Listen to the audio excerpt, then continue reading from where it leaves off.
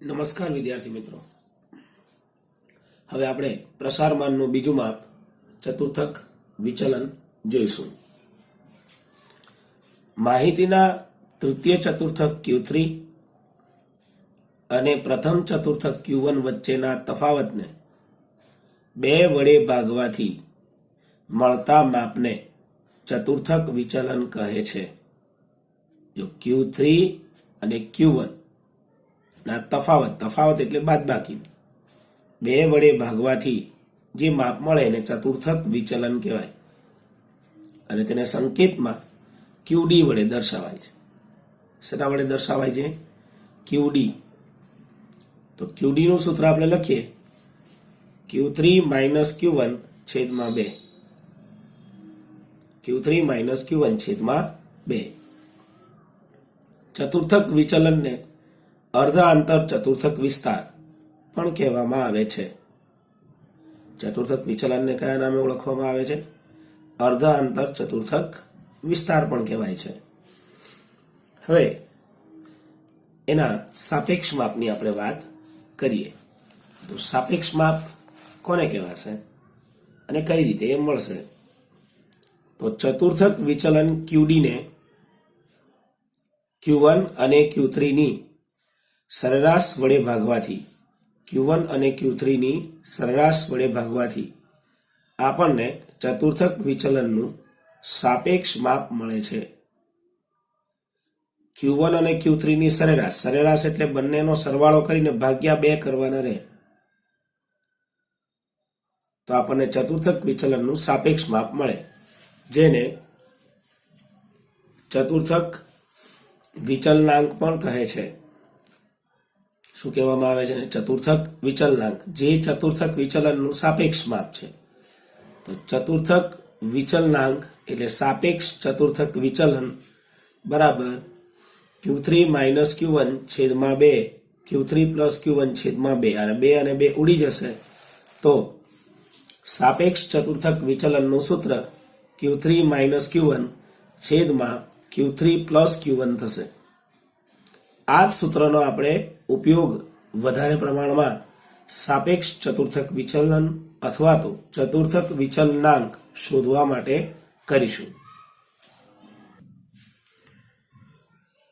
મિત્રો, હવે સ્વાધ્યાય 4.2.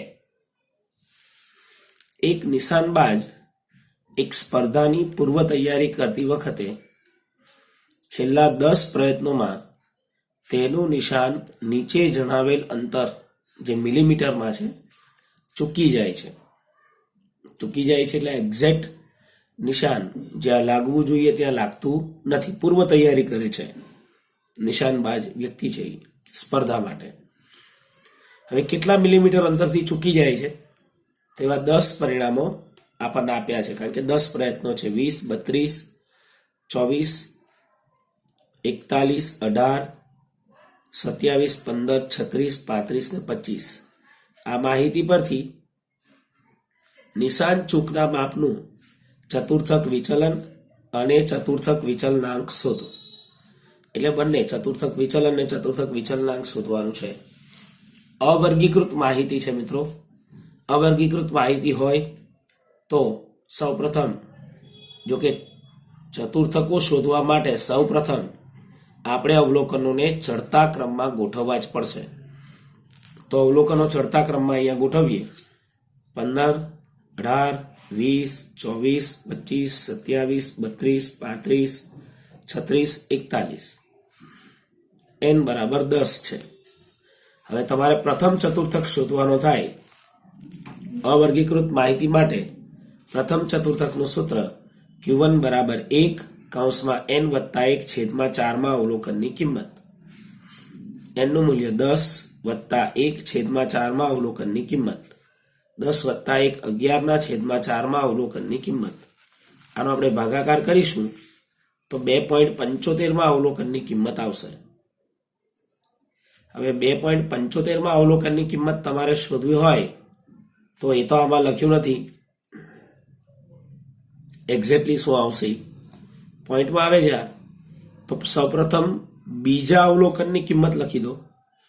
બીજા અવલોકનની કિંમત વત્તા પછી 0.75 વધે છે, આ બે અલગથી લઈ દીધા, 0.75 વધે છે, તો 0.75 કૌંસમાં અહીંયા કયું અવલોકન લીધું હતું પહેલા?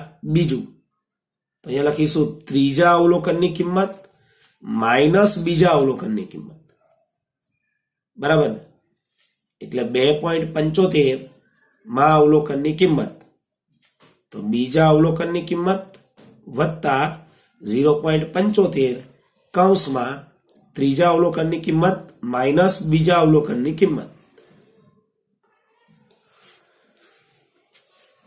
મિત્રો હવે બધી કિંમત, બીજા અવલોકનની કિંમત મૂકીએ અહીંયા, તો પહેલું અવલોકન ને બીજું અવલોકન કેટલું છે? 18. 18 વત્તા 0.75. હવે ત્રીજું અવલોકન, તો ચડતા ક્રમમાં ત્રીજું અવલોકન 1, 2 અને 3. ત્રીજું અવલોકન 20 છે, તો 20 માઇનસ બીજું અવલોકન હતું એટલે માઇનસ 18. હવે 18 વત્તા 0.75, 20 માઇનસ 18 એટલે 2. તો 18 વત્તા 0.75 ગુણ્યા 2, 1.25, સોરી 1.5, 0.75 ગુણ્યા 2, 1.5. 18 વત્તા 1.5 સરવાળો કરીએ તો 19.5 મિલીમીટર થાય. આ Q1 આવે. હવે Q3 મેળવવાનું સૂત્ર આના જેવું જ રહેશે. Q3 નું આગળ 3 આવી જશે. જો કઈ રીતે લખાશે સૂત્ર?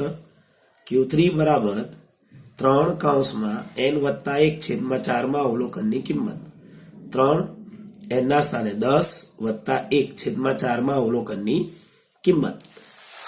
સાદુરૂપ આપી આનું તો 3 કૌંસમાં 10 ને 11 ના છેદમાં 4 માં અવલોકનની કિંમત. આની ગણતરી કરીએ તો 8.25 માં અવલોકનની કિંમત. ચલો હવે 8.25 આવ્યું તો 8.25 માં ક્રમ તો હશે નહીં, તો 8 એવા ને એવા જ અહીંયા લખો. 8માં અવલોકનની કિંમત. હવે 0.25 એટલે વત્તા કરીને 0.25 કૌંસમાં 8 પછી કોણ આવે ક્રમમાં? 9, એટલે 9માં અવલોકનની કિંમત માઇનસ 8માં અવલોકનની કિંમત. સમજાય છે ને મિત્રો? 9માં અવલોકનની કિંમત માઇનસ 8માં અવલોકનની કિંમત. તો 8માં અવલોકનની કિંમત છે 35 વત્તા 0.25, 9માં અવલોકનની કિંમત 36 માઇનસ 8માં અવલોકનની કિંમત 35. 35 વત્તા 0.25, 36 માઇનસ 35 એટલે 1. 35 વત્તા 0.25 ગુણ્યા 1 એટલે 0.25. 35 વત્તા 0.25 Q3 35.25 મિલીમીટર આવશે. 8માં અવલોકનની કિંમત ક્યાં જોવાય? તો ચડતા ક્રમમાં જે અવલોકનો છે એમાં જ જોવાય. મેં ડાયરેક્ટ તમને કઈ કીધું? જો અહીંયા 8માં અવલોકનની કિંમત જોવી હોય તો 1, 2, 3, 4, 5, 6, 7 ને 8.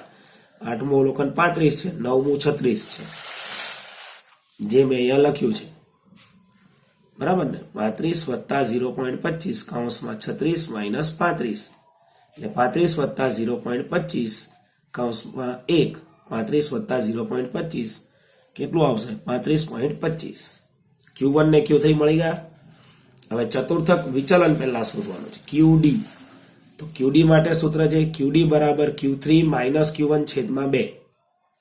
Q3 મળ્યો છે 35.25 માઇનસ Q1 ની કિંમત 19.5 છે છેદમાં 2. આ બંનેની બાદબાકી કરો, 15.75 મળે, ભાગ્યા 2, 2 વડે ભાગાકાર કરો, 7.875 થાય. 875 છે, 5 છે એટલે એક અંક આગળ ઉમેરી દો તો 7.88 મિલીમીટર આવે ચતુર્થક વિચલન. અને હવે ચતુર્થક વિચલનાંક સાપેક્ષ માપ, તો એના માટે સૂત્ર છે Q3 માઇનસ Q1 છેદમાં Q3 પ્લસ Q1.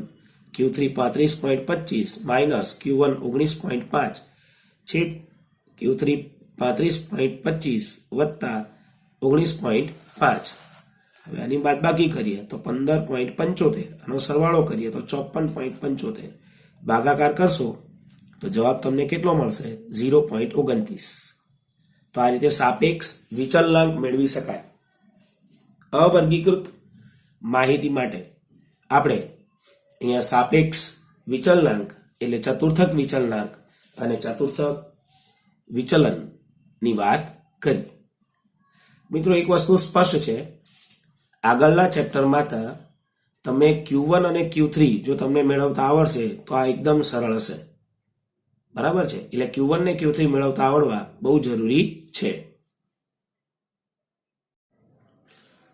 પ્રશ્ન નંબર 2, એક શાળાના 43 વિદ્યાર્થીઓએ મેળવેલ ગુણના નીચે આપેલ આવૃત્તિ વિતરણ પરથી ગુણનું ચતુર્થક વિચલન અને ચતુર્થક વિચલનાંક શોધો. ગુણનું ચતુર્થક વિચલન અને ચતુર્થક વિચલનાંક શોધવાનું છે. તો મિત્રો આવૃત્તિ વિતરણ આ રીતે છે. ગુણ 10, 20, 30, 40, 50, 60 વિદ્યાર્થીઓની સંખ્યા f 4, 7, 15, 8, 7, 2. CF સંચય આવૃત્તિઓ 4, 7 ને 4 11, 15 ને 11 26, 8 ને 26 34, 7 ને 34 41, 41 ને 2 43, એટલે n બરાબર 43 આવશે. બરાબર. હવે પ્રથમ ચતુર્થક આપણે મેળવીએ. તો અહીંયા જે આવૃત્તિ વિતરણ છે એ વર્ગીકૃત છે અને અસતત છે, વર્ગો નથી એટલે અસતત છે. તો સૂત્ર આવશે Q1 બરાબર 1 કૌંસમાં n ના છેદમાં n વત્તા 1 છેદમાં 4 માં અવલોકનની કિંમત, n 43 વત્તા 1 માં અવલોકનની કિંમત, 43 વત્તા 1 44 ના છેદમાં 4 માં અવલોકનની કિંમત, ભાગાકાર કરો તો 41 માં અવલોકનની કિંમત આવશે. સોરી, 11 ચોક 44, 11 માં અવલોકનની કિંમત આવશે. હવે 11 માં અવલોકનની કિંમત તમારે CF માં જોવાની રહેશે. તો 11 માં અવલોકનની કિંમત જુઓ, 11 પરફેક્ટ 11 CF માં છે. 11 માં અવલોકનની કિંમત કેટલી છે? 20 છે. તો અહીંયા લખીશું આપણે CF ના ખાનામાં જોતા 11 માં અવલોકનની કિંમત 20 છે. તો Q1 બરાબર કેટલા આવશે? 20 ગુણ આવશે. Q1 કેટલા લખાશે? 20 ગુણ. હવે કયો ચતુર્થક મેળવીએ? તૃતીય ચતુર્થક. સૂત્ર તો આ જ રહેશે. અહીંયા આગળ કેટલા લખાઈ જશે? 3. તૃતીય ચતુર્થક Q3 બરાબર 3 કૌંસમાં n વત્તા 1 છેદમાં 4 માં અવલોકનની કિંમત, 3 n 43 વત્તા 1 છેદમાં 4 માં અવલોકનની કિંમત, 3 43 ને 1 44 ના છેદમાં 4 માં અવલોકનની કિંમત, 11 ચોક 44 ને 11 તેરી 33, 33 માં અવલોકનની કિંમત. તો CF ના ખાનામાં જોવું પડશે 33 માં અવલોકન કયું આવે છે આપણે જોઈએ. તો CF ના ખાનામાં 33 માં અવલોકન તો 33 નથી લખેલા. તો 33 કરતા તરત મોટી સંખ્યા કઈ છે? 34. એને સમાવતી કિંમત કઈ છે? 40. તો 40 છે એ 33 માં અવલોકનને સમાવતી કે 33 માં અવલોકનની કિંમત થાય. તો CF ના ખાનામાં જોતા 33 માં અવલોકનની કિંમત 40 છે. Q3 બરાબર 40 ગુણ. હવે Q1 પણ મળી ગયો છે, Q3 પણ મળી ગયો છે. ચતુર્થક વિચલન QD બરાબર Q3 માઇનસ Q1 છેદમાં 2. Q3 40 માઇનસ Q1 20 છેદમાં 2. 40 માઇનસ 20 એટલે 20 ના છેદમાં 2 એટલે 10 ગુણ આવે. ચતુર્થક વિચલનાંક પણ શોધવાનો કીધો છે. Q3 માઇનસ Q1 છેદમાં Q3 પ્લસ Q1. 40 માઇનસ 20 છેદમાં 40 પ્લસ 20. 40 માંથી 20 બાદ કરો 20, 40 પ્લસ 20 60. મીંડું મીંડું ઉડી જશે. 2 એકા 2 ને 2 તેરી 6. 1 ના છેદમાં 3. 1 ભાગ્યા 3 કરો એટલે 0.33 આવશે. તો ચતુર્થક વિચલનાંકનું મૂલ્ય કેટલું મળે મિત્રો? 0.33. ખ્યાલ આવે છે ચતુર્થક વિચલનાંક કઈ રીતે મળ્યો હોય? સમજાય છે દરેકને? બરોબર. કેવી માહિતી માટે આ દાખલો હતો? વર્ગીકૃત માહિતી માટે, પણ અસતત આવૃત્તિ વિતરણની આપણે વાત કરી. પ્રશ્ન 3. એક રેસ્ટોરન્ટમાં કોઈક દિવસે આવતા 200 ગ્રાહકોએ નાસ્તાના બિલ તરીકે ચૂકવેલ રકમનું વિતરણ નીચે મુજબ છે. આ માહિતી પરથી ગ્રાહક દ્વારા એક દિવસમાં ચૂકવાયેલા રકમનું ચતુર્થક વિચલન અને ચતુર્થક વિચલનાંક શોધો. તો ચતુર્થક વિચલન ને ચતુર્થક વિચલનાંક આપણને શોધવાનો કીધો છે. ચૂકવેલ રકમ છે ને ગ્રાહકોની સંખ્યા આપણને રકમ સ્વરૂપે આપી છે. 0 થી 50, 50 થી 100, 100 થી 150, 150 થી 200, 200 થી 250. ગ્રાહકોની સંખ્યા છે 25, 40, 80, 30 ને 25. આનું ટોટલ કરીએ તો 200. આવૃત્તિ વિતરણ એ વર્ગીકૃત છે અને સતત છે, વર્ગોવાળું છે. ચતુર્થકો શોધવા માટે સંચય આવૃત્તિ અનિવાર્ય છે. તો CF સંચય આવૃત્તિની કોલમ 25, 25 વત્તા 40 65, 65 ને 80 145, 145 ને 30 175, 175 ને 25 200, એટલે n બરાબર 200 થાય.